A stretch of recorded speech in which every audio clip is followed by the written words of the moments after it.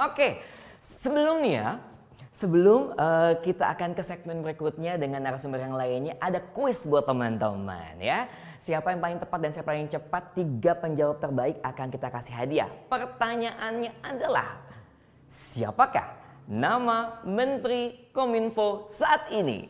Wah, langsung dijawab di kolom chat ya.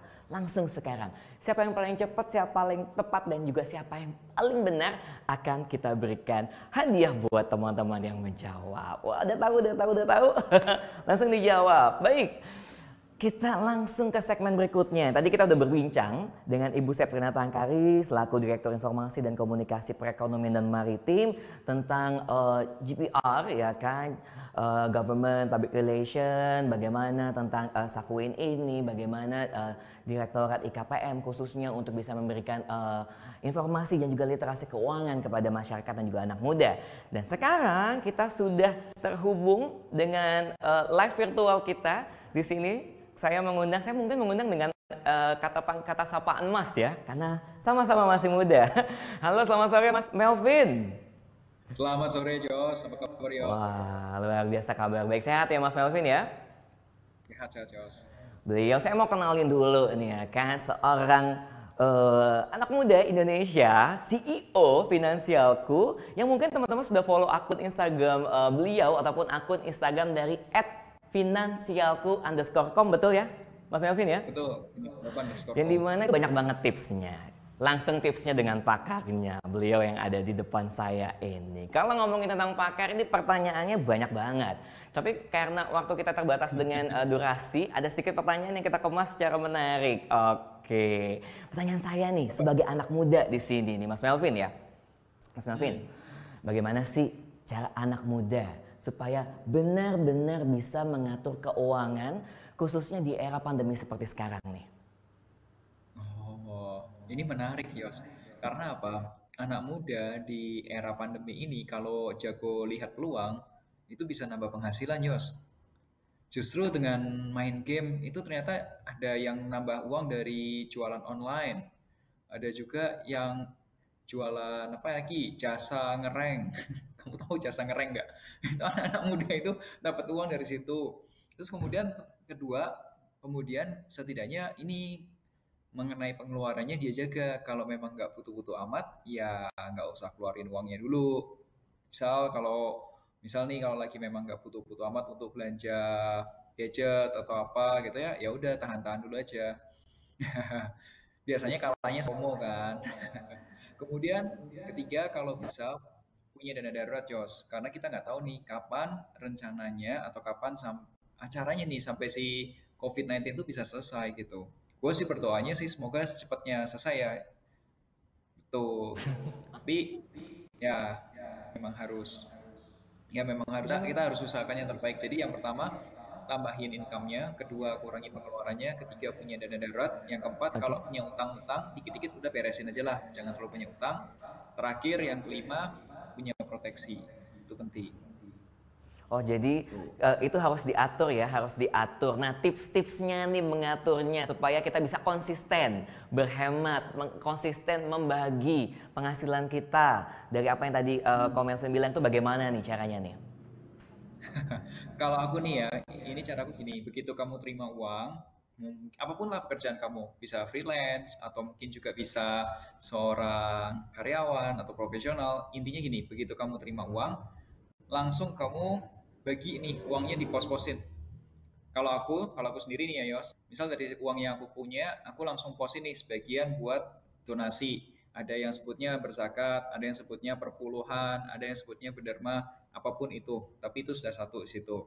Kedua, aku juga kasih pos khusus buat yang namanya berinvestasi. Jadi begitu ada uang, langsung udah masukin ke pos itu. Di depan ini, Jos, bukan di belakang. Nah, yang ketiga buat premi asuransi, keempat bayar cicilan, kelima habisin aja buat kehidupan kamu bebas, nggak apa-apa. Gitu. Jadi dari awal udah aku pos-posin, jadi nggak ada tuh yang namanya tiba-tiba ada pengeluaran yang mendadak gitu, nggak ada. Jadi memang sudah dipos-poskan sesuai dengan ini ya, jatah dan aturannya ya. Terus saya pernah dengar juga, katanya kalau memposkan itu harus dipisahkan nih banknya nih. jangan jadi satu platform aja gitu misalnya. Benar nggak sih tuh Mas Melvin?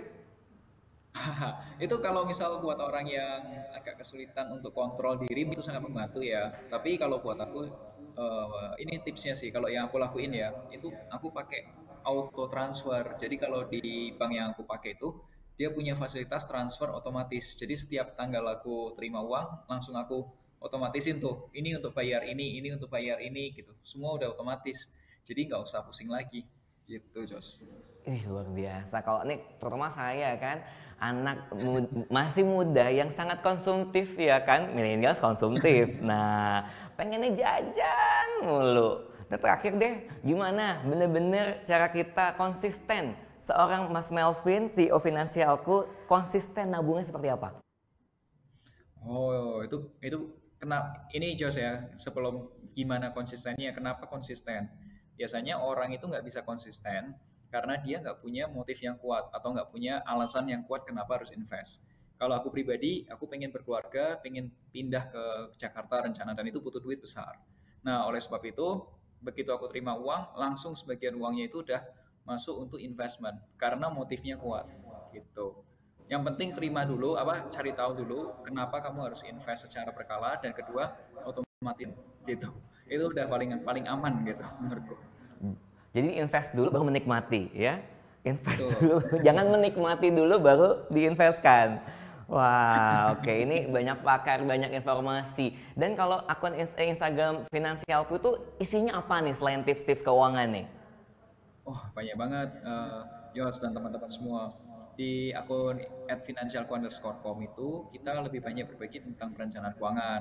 Bisa mulai dari cash flow, insurance, investment, dan juga kita juga banyak nih kadang-kadang share di IG kayak gini, di IG live kayak gini tentang tips-tips termasuk entrepreneurship. Jadi nggak cuma ngelola uang, juga kadang-kadang kita juga datengin orang-orang pakar-pakar yang jago cari duit supaya bisa menginspirasi. Ada yang jago jualan, ada yang jago bikin konten dan lain sebagainya. Itu. Wah, luar biasa, banyak ya informasi di sana. Sekali lagi, Mas Melvin, makasih atas waktunya bincang-bincang Thank sama you. kita. Singkat, Thank you teman-teman juga. tapi banyak sangat inspirasi, ya, berinspiratif untuk kita ya. Ko Melvin, terima kasih. Sampai ketemu lagi. Semoga kita bisa bertatap muka seperti biasa ya.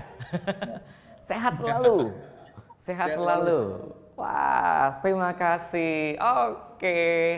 Wah, tadi kita udah bincang nih sama pakar keuangan ya. Bincang singkat tapi sangat luar biasa. Bagaimana mengatur keuangan untuk kita.